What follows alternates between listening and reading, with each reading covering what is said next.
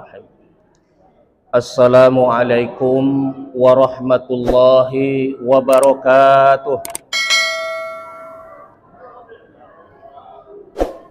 Alhamdulillahi rabbil alamin, wabihi nasta'in ala umurid dunya waddin. Assalatu wassalamu ala asrafil anbiya'i wal mursalin, Sayyidina wa maulana Muhammadin wa ala alihi wa sahbihi ajma'in, amma ba'd. Bapak-bapak, ibu-ibu, jamaah salat subuh yang dirahmati Allah, yang diberkahi Allah, insyaallah di dunia dan nanti di akhirat, amin. Bersyukur kita kepada Allah, alhamdulillah, pada pagi ini kita dapat bersama-sama melaksanakan salah satu kewajiban kita, yakni salat subuh berjamaah. Mudah-mudahan apa yang kita upayakan ini mendapat ridha dan berkah dari Allah Subhanahu wa taala. Amin ya rabbal alamin. Shalawat dan salam tidak bosan-bosannya marilah kita haturkan buat junjungan kita baginda Nabi besar Muhammad sallallahu alaihi wasallam. Allahumma sholli ala Muhammad wa ala ali Muhammad. Mudah-mudahan dengan banyak kita sholawat, insyaallah kelak di yaumil qiyamah kita mendapatkan syafaat dari baginda Rasulullah sallallahu alaihi wasallam. Bapak-bapak, ibu-ibu, jamaah salat subuh yang dimuliakan Allah, mari sejenak kita mengisi ruhaniyah kita dengan mau'izatul hasanah, dengan pelajaran yang baik, dengan nasihat-nasihat ilmu yang bermanfaat. Mudah-mudahan ini dapat menjadi motivasi kita untuk semakin meningkatkan iman dan takwa kita kepada Allah Subhanahu wa taala. Bapak Ibu jamaah yang dimuliakan Allah, pada pagi hari ini kita akan berbicara salah satu di dalam Al-Quran, surat ke-107, yakni surat Al-Ma'un. Allah Subhanahu wa taala berfirman, A'udzubillahi minasyaitonir rajim. Bismillahirrahmanirrahim. Ara'aital ladzi yukazzibu biddin. Kata Allah di dalam Al-Qur'an, tahukah kamu siapa itu pendusta agama? Tahukah kamu siapa itu pembohong agama? Nah, Bapak Ibu yang dimuliakan Allah, ternyata di dalam beragama ini ada juga penipu, ada juga pembohongnya, ada juga pendustanya. Tentu ciri-ciri pendusta dan pembohong di dalam agama ini Allah terangkan lebih lanjut. Fazalikal ladzi yad'ul yatim. Ciri-ciri pendusta agama kata Allah pada ayatnya yang pertama, fazalikal ladzi yad'ul yatim, yakni orang yang menghardik anak yatim. Jadi orang yang menghina anak yatim, orang yang suka menyakiti anak yatim, mencela anak yatim, dikatakan Allah sebagai pendusta agama, sebagai pembohong agama. Bapak Ibu yang dimuliakan Allah Subhanahu wa taala, kalau kita kembali kepada suri tauladan kita, baginda Rasulullah sallallahu alaihi wasallam sebagai uswatun hasanah, bahwa baginda adalah seorang yang yatim. Sejak dalam kandungan, baginda Nabi sudah ditinggal ayahnya. Kemudian usia 6 tahun ditinggal mati ibunya. Bahkan Nabi memang seorang yang yatim sejak dalam kandungan. Makanya Nabi SAW dalam sebuah hadis yang sangat masyhur, ana wal yatimi kahataini fil jannah. Kata Nabi, aku dan orang yang memelihara anak yatim kahataini fil jannah, seperti ini di surga. Masya Allah, Bapak Ibu yang dimuliakan Allah. Ya. Derajat orang yang memelihara anak yatim, kalau kita lihat jari tengah dengan jari telunjuk ini sangat berdekatan, Pak, Bu. Artinya apa? Surganya orang yang memelihara anak yatim telah akan berdampingan dan berdekatan dengan baginda Rasulullah Shallallahu Alaihi Wasallam. Makanya kita harus memelihara anak yatim. Bahkan Allah di dalam Al-Quran surat Al-Baqarah ayat ke-220 dikatakan, apabila mereka bertanya kepadamu tentang anak yatim, Allah menjelaskan, memelihara mereka adalah baik.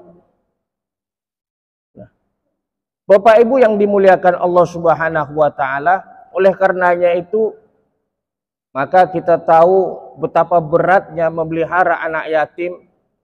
Karena apa? Anak yatim adalah ketika orang tuanya sudah meninggal, terutama ayahnya, ini memiliki beban psikologis. Ketika seorang anak tidak ada ayahnya, berbeda dengan seorang anak yang tidak ada ibunya. Memang pada sisi lain ada seorang anak yang ditinggal ayahnya, ya, atau ada seorang anak yang ditinggal ibunya, dia dapat hidup dengan baik. Tapi ketika anak ditinggal oleh seorang ayahnya, ini menjadi beban psikologis. Karena apa? Karena sang ayah bukan hanya menafkahi anak itu, tapi juga melindungi anak itu. Maka di sini perbedaan yang ditekankan, bahwa anak yang ditinggal mati ayahnya itu yang sangat ditekankan di dalam agama. Nah, Bapak Ibu yang dimuliakan Allah, terkadang kita salah dalam memberikan atau meminta sumbangan begitu. Ditanya, Pak, minta sumbangan untuk ini, ada anak yatim di tempat kami, Pak. Ya. Siapa? Bapaknya sudah nggak ada, Pak. Ya. Ternyata bapaknya nggak ada bukan karena meninggal, tapi karena bapaknya pergi. Gitu ya. Ya, dia minta sumbangan juga. Ya, bapaknya udah lama, Pak, dari kecil bapaknya sudah nggak ada. Bapaknya memang kenapa? Bapaknya pergi, Pak, dari rumah. Ya, ini bukan anak yatim. Begitu juga ketika ibunya tiada atau sudah meninggal, juga tidak dikategorikan seorang yatim. Tapi ketika kita ingin membantunya, itu adalah suatu kebaikan. Nah, Bapak Ibu yang dimuliakan Allah Subhanahu wa taala. Pada ayat berikutnya, wazalikal ladzi yad'u wa la yahuddu ala tu'amil miskin. Ya. Yakni ciri pendusta agama adalah orang yang tidak mau membantu orang miskin. Artinya menelantarkan orang miskin, membiarkan saja orang miskin. Ya, ini termasuk juga dikatakan pendusta agama. Ya. Bahwasannya memang Allah Subhanahu wa taala ini, Pak, Bu, sudah menetapkan mana rezekinya masing-masing itu berbeda, nggak sama. Ya. Ada yang diberikan kekayaan, tapi ada juga yang Allah uji dengan kemiskinan. Maka kita sebagai orang yang diamanahkan harta, kita wajib membantu mereka. Ya. Dengan apa saja yang mampu kita bantu. Bahkan dalam hadis dikatakan, ya, siapa yang membantu fakir miskin sama dengan berjihad di jalan Allah. Ya. Siapa yang membantu orang miskin, pahalanya sama dengan berjihad di jalan Allah. Nah, Bapak Ibu yang dimuliakan Allah. Selanjutnya ayat yang berikutnya, fawailul lil musallin. Celakalah orang-orang yang sholat. Jadi kalau kita lihat susunan ayat ini, setidaknya mengandung dua ibadah Bapak Ibu. Pertama, ibadah yang mengacu kepada Allah, hablum minallah, hablum minan nas, tadi kepada anak yatim dan kepada fakir miskin. Sekarang ayat ini berbicara masalah hablum minallah, yakni dengan sholat. Ya. Artinya apa?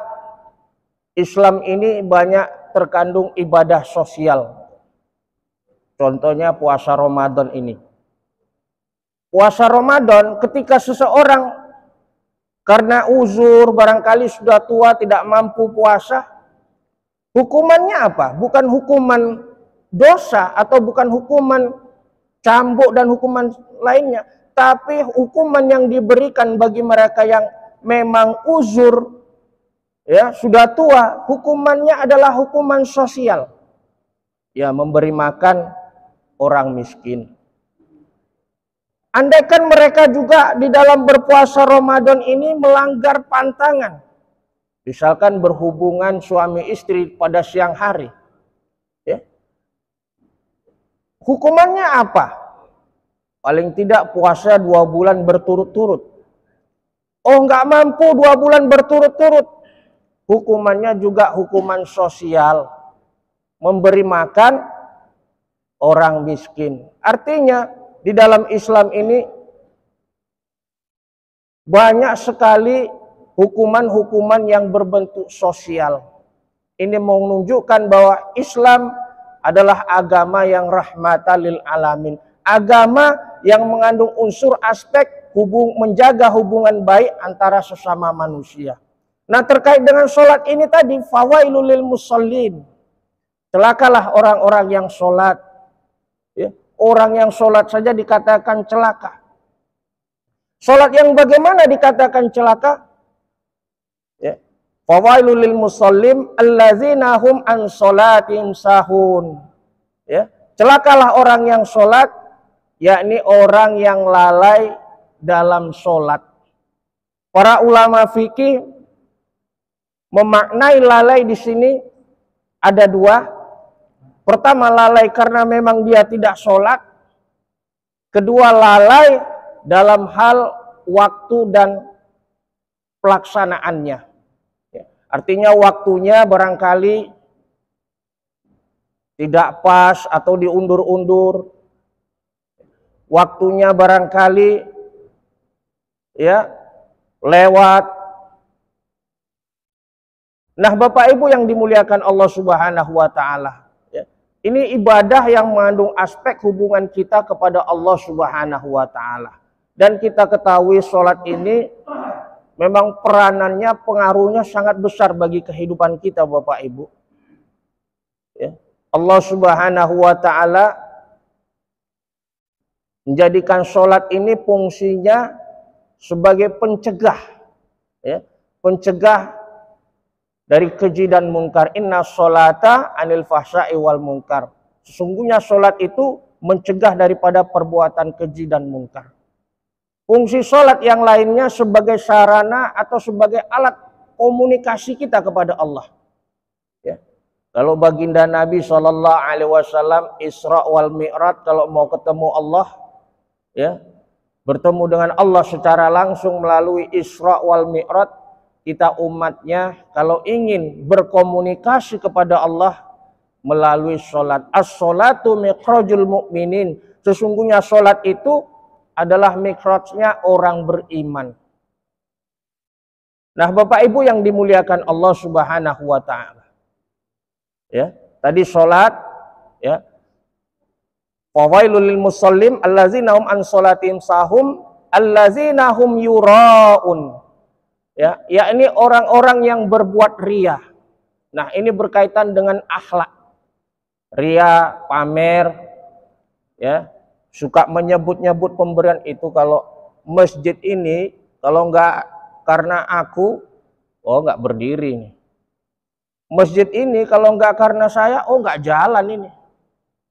ya, memperdengar-dengarkan. Misalkan seperti itu contohnya Bapak Ibu, ya. Ria, pamer dan lain sebagainya. Ya. Terkadang kita melihat ada teman-teman kita atau saudara kita yang mungkin suka posting ya di medsos ya. Dari sisi lain juga ada baiknya. Misalkan ketika dia selfie lagi memberi bantuan begitu ya Bapak Ibu, dibuatnya statusnya sedekah ya. Secara apa? Memang ada baiknya supaya apa? Supaya memotivasi orang lain untuk sedekah. Ya. Tapi asal di dalam dirinya niatnya tidak karena ria, insya Allah itu menjadi amal juga. Ya. Selanjutnya yang terakhir, yuraun ya, fawailul lil musallin allazina hum an salatihim sahum allazina hum yuraun wa yamna'unal ma'un. yakni orang yang tidak mau memberikan barang yang berguna. Artinya ketika ada orang lain barangkali membutuhkan, memang kita tidak mempergunakan, apa salahnya kita bantu? Ya, apa salahnya kita berikan? Ya, karena memang barang itu tidak berguna. Nah, Bapak Ibu yang dimuliakan Allah, itulah ciri-ciri daripada pendusta agama yang telah disampaikan di dalam Quran surat Al-Ma'un, dan mudah-mudahan kita dapat menghindarkan diri kita dari perbuatan yang demikian. Pertama, jangan sampai kita menghardi anak yatim.